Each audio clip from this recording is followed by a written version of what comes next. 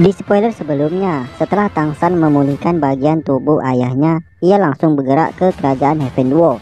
Namun tidak disangka, para tetua dan murid berbakat pergi ke garda terdepan untuk bertempur dengan Kekaisaran Roh. Mendengar kabar dari Tenyo itu, Tang San dengan segera berangkat menuju lokasi peperangan. Nah, sebelum masuk ke spoiler terbarunya, kita intro dulu cuy.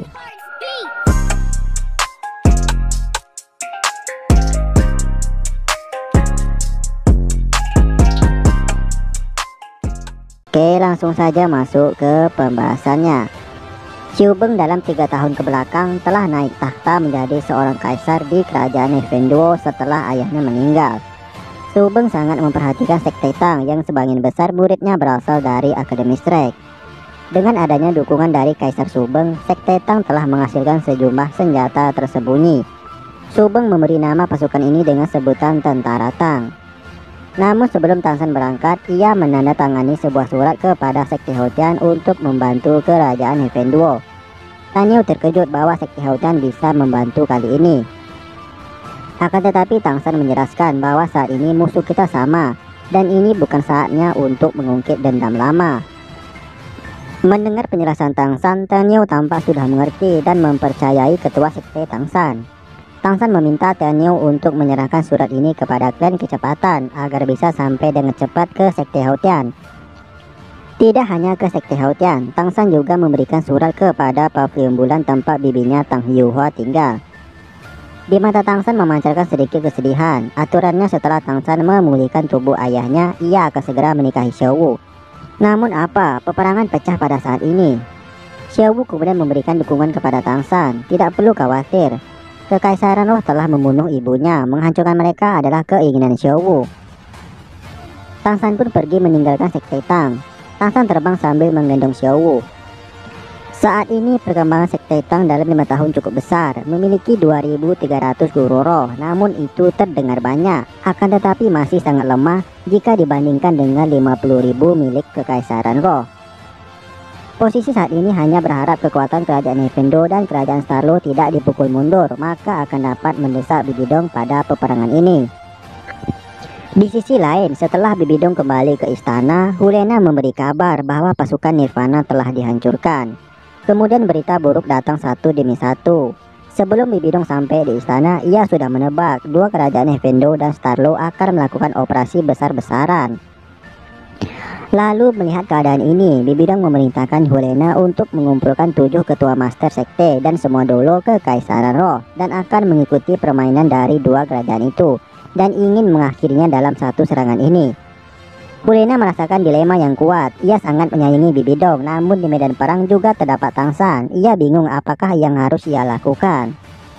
Akan tetapi sebelum Hulena memberikan perintah, ia dipanggil kembali oleh Bibidong. Perintah barusan akan dilakukan oleh Xiu dan Yan. Selanjutnya Hulena meminta maaf karena telah mengecewakan Bibidong atas hancurnya pasukan Nirvana. Namun Bibidong tidak terlalu terganggu karena itu. Bibidong memberitahu kepada Hulena bahwa ia juga gagal untuk menjadikan kedua binatang purba itu sebagai cincin rohnya. Kemudian Bibidong menebaknya dan mengatakan bahwa seseorang yang menggagalkan rencananya itu adalah Tang San. Mendengar perkataan Bibidong, Hulena cukup syok. 3 hari kemudian, Tang San dan Xiao Wu akhirnya melihat pasukan yang berperang. Pada peperangan ini terlihat beberapa kavaleri membagi tugas mereka masing-masing. Pasukan kerajaan Heaven Duo berfokus pada logistik kebutuhan prajurit, sehingga mereka akan dapat bertempur dengan cukup lama. Dengan pemasukan logistik seperti ini, jelas sekali kerajaan Heaven Duo merupakan kerajaan yang makmur selama bertahun-tahun. Kemudian sebaliknya, kekuatan kerajaan Starlo memiliki guru roh yang lebih banyak daripada kerajaan Heaven Duo. Mereka berfokus pada kuantitas pasukan. Karena kerajaan Starlo mereka memiliki daya perusak yang tinggi, contohnya seperti Daimubei dan Zuking. Kerajaan Starlo memiliki banyak master roh bertipe fighter sejati. Benua Doulo sudah lama tidak mengalami perang, dan sekarang perang itu pecah. Tidak ada yang tahu apa hasil akhir yang akan mereka lihat nantinya pada peperangan ini. Saat Tang San merenung, tiba-tiba ada segerombolan pasukan burung mengelilinginya. Ini adalah murid-murid sekte Tang tipe kecepatan. Mereka tidak mengetahui bahwa yang datang ini adalah ketua sekte mereka, namun Tang San memakai jubah hitam. Dengan segera, segerombolan Tuan Roh tipe terbang itu mengatakan dengan serempak bahwasannya setiap Tuan Roh yang datang akan segera ditangkap. Xiao Wu tertawa dengan melihat ekspresi Tang San. Ia merupakan ketua sekte, namun beberapa murid sekte Tang tidak mengenalinya. Tang San lalu mengangkat topi tudungnya dan mengatakan bahwa ia adalah Tang San, ketua sekte Tang. Akan tetapi Tuan Roh tipe terbang itu tidak mempercayai bahwa ketua sekte mereka adalah anak yang sangat muda dan masih ingin menangkap Tang San. Melihat pergerakan orang sekte Tang ini, Tang San dengan sengaja melepaskan kekuatan mental yang kuat untuk mengunci pergerakan dari Tuan Roh tipe terbang ini. Setelah Tang San mengunci pergerakan dari Tuan Roh tipe terbang ini, ia meninggalkannya. Di dalam perjalanan menuju garda terdepan, Tang San merasakan bahwa kekuatannya akan naik tingkat ke level 93. Terlihat Tang San masih dalam keadaan memakai topi tudung terbang menuju lokasi peperangan. Tiba-tiba ada pedang raksasa berwarna biru jernih menerjangnya. Tang San dengan tidak menahan serangan tersebut. Kemudian suara ledakan yang luar biasa terjadi, namun pedang biru raksasa tersebut memancarkan energi yang sangat menakutkan. Tang San kemudian tertawa dan menyapa tetua dari klan 9 Pagoda Harta Karun. Ia adalah Doulo Pedang Chen Chen berperingkat 97. Doulo Pedang yang melihat Tang San juga terkejut. Awalnya Doulo Pedang ini merasakan tekanan energi yang kuat, lalu ia mengira bahwa ini berasal dari imam besar Kekaisaran Roh. Maka dari itu ia menyerang dengan kekuatan penuhnya ke arah Tang San. Chen Chen merasakan keterkejutan saat melihat Tang San adalah seorang yang ingin dia serang tadi. Tang San dapat dengan mudah menahan serangan penuh dari Doulo Pedang itu. Setelah Daimube dan anggota Monster Strike lainnya kembali, membuat semua dunia Master Roh di kerajaan Evendo terkejut. Mereka tidak habis pikir selama 5 tahun terakhir ini, 5 orang dari 7 Monster Strike telah menembus level Spirit Doulo. Kembalinya 5 Monster Strike ini telah memberikan kejutan kepada kerajaan. Kemudian kerajaan memberi gelar kepada 7 Monster Strike sebagai jenius yang tak tertandingi dalam ribuan tahun.